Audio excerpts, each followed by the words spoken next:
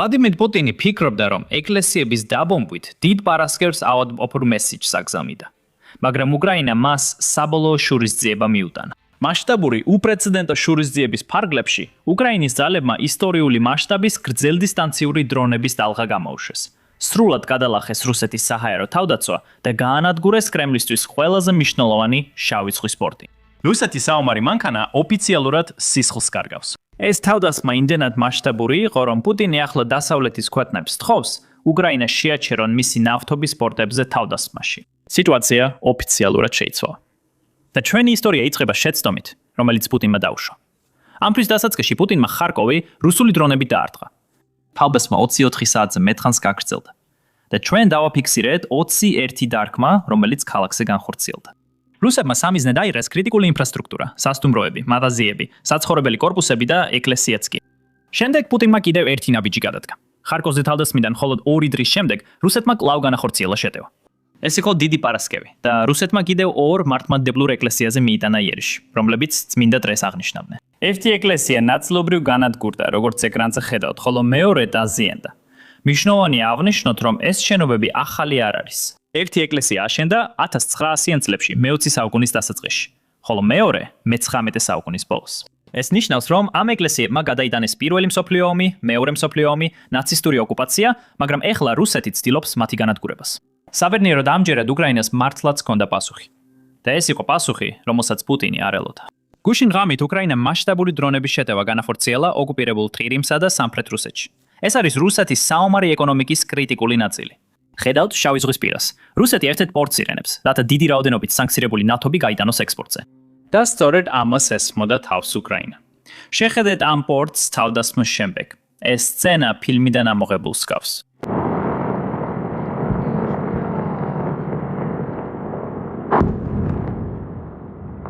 ეს იყო რუსეთის მთავარი შავი ზღვის პორტი, ნოვოროსიისკი. მან ომის განმავლობაში ერთ-ერთი ყველაზე ინტენსიური თავდასხმა გადაიტანა. რუსეთის სააერო თავდაცვამ იმდენად ცუდად იმუშავა, რომ ომის მხარდამჭერი რუსებიც კი ეხლა ამ მარცხზე საუბრობენ. ამაზე ახლა ვისაუბრებთ. და ამას გარდა, რუსეთი აცნობიერებს, რომ ვეღარ ეწევა უკრაინულ დრონებს. ეს უკვე 2022 წელი აღარ არის. უკრაინული დრონების ინოვაციებმა მნიშვნელოვნად გადააჭარბა რუსეთის შესაძლებლობებს და პუტინი ამისთვის მძიმე ფასს იხდის. ხედავთ, ამ ტერმინალში 7-დან 6 ნავთობის ჩატვირთვის სტენდი დაზიანდა. ეს ის სტენდებია, რომლებსაც რუსები ტანკერების ჩატვირთვა გადმოტვირთვისთვის იყენებდნენ. ასე რომ ეს იყო კრიტიკული ინფრასტრუქტურა. გარდა ამისა, თავდასხმამ დააზიანა მილსადენები, საკონტროლო ბლოკები და ნავთობის მონიტორინგის სადგურები. პორტში დიდი ხანძარი მძვინვარებს. ეს ნიშნავს, რომ ზიანის სრულ მასშტაბს მანამ ვერ გავიგებთ, სანამ ხანძარი არ ჩაქრება. აი, დეტალური ახსნა, რატომ იყო ეს თავდასხმა ესეთი მნიშვნელოვანი. ხედავთ, რუსეთს აქვს 3 ძირითადი ადგილი, საიდანაც დასავლეთისკენ ნავთობსა და ნავთობპროდუქტებს ექსპორტზე აგზავნის. ორივე მათგანი პრიმორსკი და უცლუგა ბალტიის ზღვაშია, ანუ რუსეთის ჩრდილოეთით, სანქტ-პეტერბურგთან ახლოს. ხოლო ბოლო მათგანი ნოვოროსიისკშია. ის რუსეთის სამხრეთით, შავი ზღვის პორტში მდებარეობს. ეს 3 ადგილი რუსეთის ნავთობის ექსპორტის დაახლოებით 60%-ს ამუშავებს.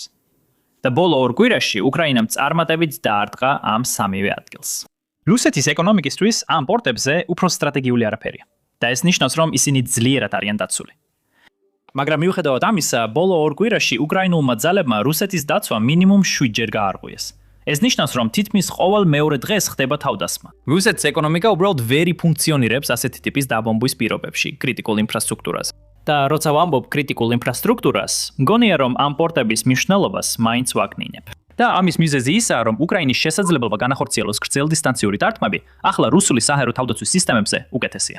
და ამას გარდა უკრაინა ვითარდება და ადაპტირდება უფრო სწრაფად, ვიდრე რუსეთი ახერხებს განვითარებასა და ადაპტაციას. ეხლა მნიშვნელოვანია განმარტო, რომ პორტები სრულად არ განადგურებულა, მაგრამ ონლაინ ექსპერტული შეფასებების მიხედვით ვარაუდობენ, რომ ბოლო 2 კვირის განმავლობაში მიყენებული ზოგიერთი ზიანის აღდგენას მინიმუმ 1 წელი დასჭირდება. და სატელიტური სურათების მიხედვით შეგვიძლია დაახლოებით გამოვთვალოთ, რომ პორტის საერთო მოცულობის 10% რამდენიმე თვეა გამოუყენებელია, ხოლო დამატებით 20-დან 30%-მდე მინიმუმ რამდენიმე კვირით ვერ ფუნქციონირებს. ეს ყველაფერი დამოკიდებულია იმაზე, რამდენად სწრაფად შეძლებს რუსეთი აღდგენას. მაგრამ აქვე უნდა გავითვალისწინოთ, რომ სანამ რუსეთი ყველაფერს ავადგენს, უკრაინელებს შეუძლიათ კიდევ გაუშვან დრონები და ისევ დაარტყან პორტს. ამიტომ ყველა გამოთვლა, რასაც ახლა ვაკეთებთ, ეფუძნება მხოლოდ იმ თავდასხმებს, რაც უკვე მოხდა. ეს არ ითვალისწინებს მომავალ თავდასხმებს, რომელსაც უკრაინა განახორციელებს.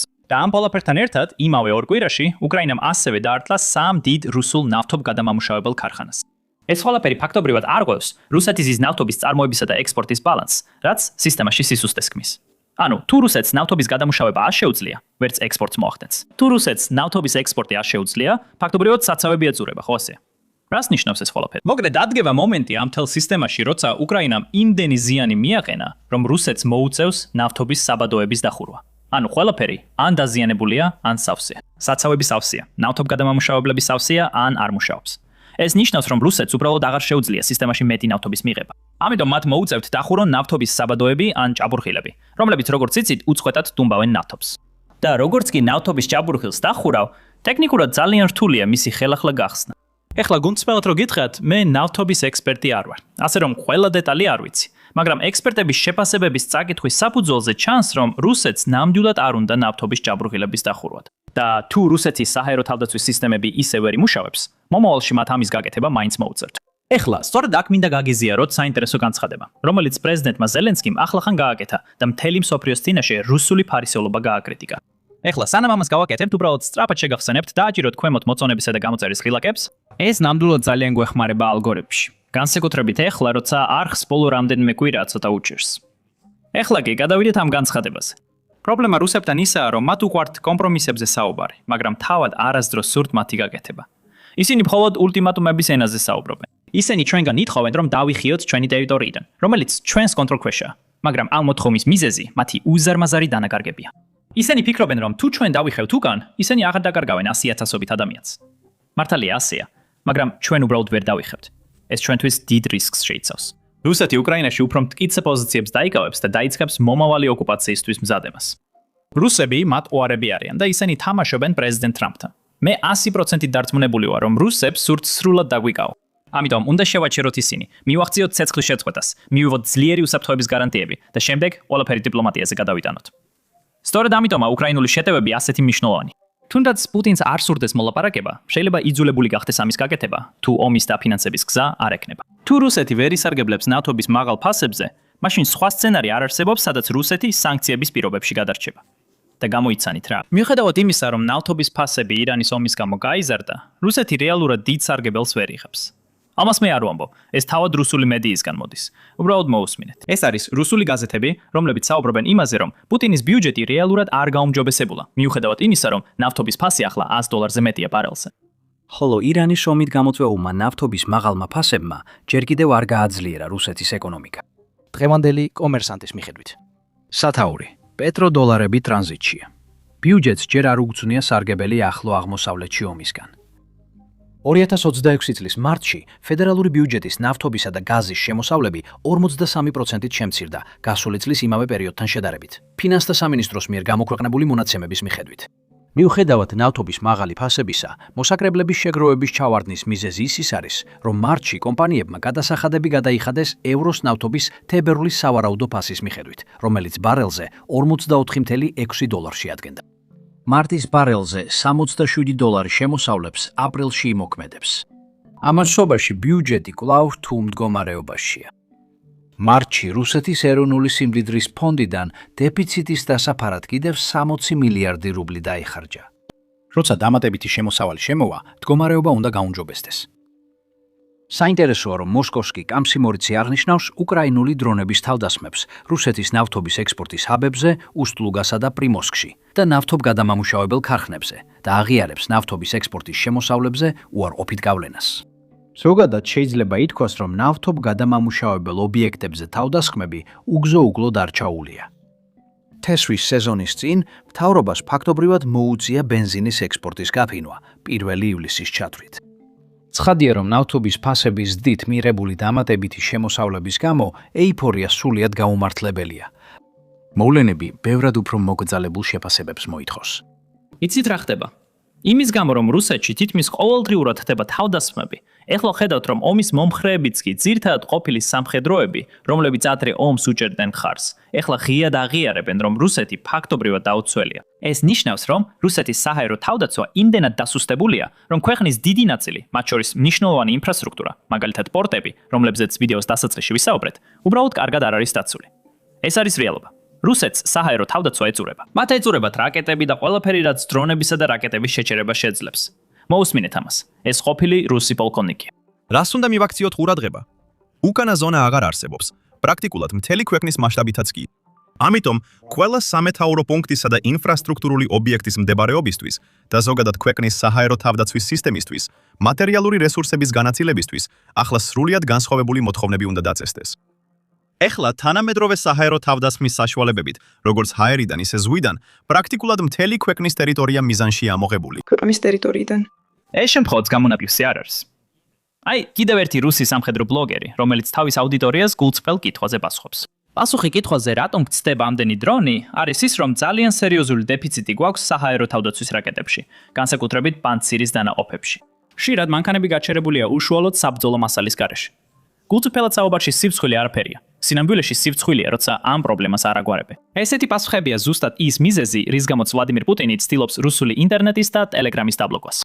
მას არ უნდა რომ ხალხმა ზუსტად იცოდეს რა ხდება და რატომ იტანჯებიან ომის გამო, რომელიც მან დაიწყო. სინამდვილეში ვლადიმირ პუტინი იმდენად მკაცრად ახშობს ყველაფერს, რომ რუსეთი დისტოპიურ საზოგადოებად იქცევა. შევხედავთ ვიდეოებს მანქანის კამერიდან, სადაც რუსებს აჩერებენ საგზაო პოსტზე და პოლიციელი სთხოვს, რომ ტელეფონი გამბლოკონ, რათა შეამოწმოს აქ თუ არა VPN-ები ან აკრძალული კონტენტი. ეს ხომ სიგიჟია. ეს ის რაღაცა, რაც არც 1 წლის წინ და არც 2 წლის წინ არ ხდებოდა. მაგრამ ეხლა ომი იმდენად საშინლად და დიდხანს მიმდინარეობს, რომ ეს უკვე ხდება. და ამას მარტო მე არ ვამბობ. თავად ნახეთ ვიდეო. შეხედეთ. დილა მშვიდობისა, პოლიცია. შეგვიძლია თქვენი დოკუმენტები ვნახოთ. აჩვენეთ თქვენი მართვის მოწმობა. აინებეთ. უნდა შევამოწმოთ თქვენი ტელეფონი აკრძალული კონტენტის და დაკენებული VPN-ისთვის. ეს არის თქვენი ტელეფონი აკრძალული კონტენტის და VPN-ისთვის. აკრიფეთ თქვენს ტელეფონზე ვარსკვლავი #06#. ჩვენ შევამოწმებთ ტელეფონის IMEI-ს. რა? ტელეფონის email. გაიმეორეთ კიდევ ერთხელ. ვარსკვლავი #06 რატომ? ტელეფონის email. რომ შევამოწმოთ ბაზებთან. აინებეთ. შეამოწმეთ. რა სისულელეს ლაპარაკობთ? ეს სისულელე არ არის, ყველაფერს ვიძერ. კარგი, ჩაიწერეთ. პოლიციის თანამშრომლები მთხოვენ, რომ ჩემს ტელეფონში რაღაც შევამოწმო. და კონკრეტულად რას ამოწმებენ? email-ს. ნახეთ, თუ თქვენი მობილური მოწყობილობა დაიკარგება ან მოიპარება, პოლიციის განყოფილებაში მოხვალთ. დაწერთ განცხადებას და მიუთითებთ მასში IMEI-ს, რომელიც აქ პირველია. შესაბამისად ის ემატება მონაცემთა ბაზებს. და როდესაც შემოწმება ჩატარდება, ჩვენ უბრალოდ გადავამოწმებთ მონაცემებს. პატიოსნად რომ თქვა, ეს ცოტა საეჭვო შეშფოთებაა. აგიხსენი, როგორ მუშაობს ეს? როგორ მუშაობს? მაგრამ ვალდებული არ ვარ. მოდი გულწრფელები ვიყოთ. შეგიძლია ასე დაათვალიერო. შემიძლია გავხსნა და შენ შეხედავ. სინამდვილეში ვალდებული ხარ. აქ ჭკუის მასწავლებლად ნუ გამოხვალ. გაგებია? ვალდებული ვარ, თქვიანი ბიჭი არ ვარ, გასაგებია, აგებია. ფიქრობ, ესეთად იქცევა ქვეყანა, როცა საჰაერო თავდაცვა მოიწურება. და ყველაზე ცუდი ისაა, რომ ისიც კი რაც რუსეთს აქვს საჰაერო თავდაცვიდან, ნორმალურად არ მუშაობს. გუშინ ღამით, უკრაინის შეტევის დროს, რუსული საჰაერო თავდაცვის რაკეტამ შემთხვევით საცხოვრებელ შენობას დაარტყა უკრაინული დრონის ნაცვლად. და ეს კამერაზეა დაფიქსირებული. შეხედეთ. გოგოებო, ბლიად. ბლიად, ჩანმქენ შეპიცებით ეს პიზდა. რა ჯანდაბა? იქ რა ხდება? ეხლა, როცა პუტინმა გაიგო, რომ ვერ აჩერებს უკრაინულ დრონებს, რუსეთი დასავლეთის ქვეყნებს სთხოვს დაარწმუნონ უკრაინა, რომ შეწყვიტოს ამ მნიშვნელოვანი ნავთობის ინფრასტრუქტურაზე თავდასხმები. ვინ იფიქრებდა? პუტინი იწყებს სამდღიან სპეციალურ სამხედრო ოპერაციას და 4 წლის შემდეგ დასავლეთს შველას სთხოვს. ეხლა ამის მიზეზი შეიძლება ის იყოს, რომ უკრაინა უბრალოდ ანადგურებს რუსეთ-შორი მანძილის დრონებით დაგთმების მხრივ. აი, სრული სურათი. ხედავთ, 4 წლის განმავლობაში პირველად უკრაინამ რუსულ ტერიტორიაზე უფრო მეტი შორი მანძილის დრონი გაუშვა, ვიდრე რუსეთმა უკრაინაში. ეს მარტში მოხდა. უბრალოდ შეხედეთ თქვენს ეკრანზე არსებულ გრაფიკს. უკრაინული დრონების წარმოების ზრდა უფრო სწრაფია, ვიდრე ოდესმე რუსეთს ჰქონია. ამ დრონების თითქმის ყველა ადგილობრივად უკრაინაში უკრაინული კომპანიების მიერ იწარმოება. ეს დიდი უპირატესობა უკრაინის თავრობისთვის, რადგან ამ გზით უკრაინას აღარ სჭირდება სხვა ქვეყნებისგან ნებართვის თხოვნა იმის გადასაწყვეტად, რას დაარქვას და რას არ. მათ შეუძლია თავად მიიღონ გადაწყვეტილება, გაუშვან დრონი და გადაწყვეტონ რა დაარქვან იმას, რაც ყველაზე დიდ ზეწოლას ახდენს რუსეთზე.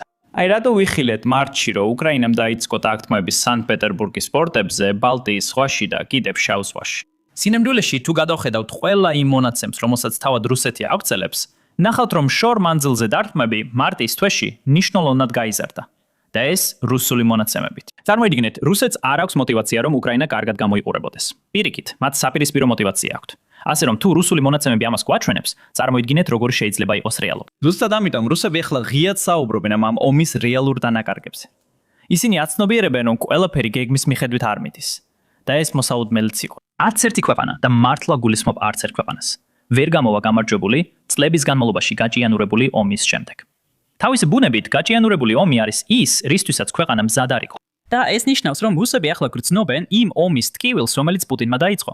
და ახლა ისინი ამაზე საჯაროდ საუბრობენ. მოусმინეთ. მე თავად გავუსვამ ხაზს. მომეცით საშუალება განმარტო ამ ომში რეალურ დანაკარგებთან დაკავშირებით. კალეჭკაზე წარმოდგენილი იყო ანგარიში. რამდენი ადამიანი იყო მობილიზებული? გასულ წელს. ამ წელს ხო, 400,000-ზე მეტი. სიტუაცია ესეთია. უფრო ზუსტად მათ ხელშეკრულებები გააფორმეს.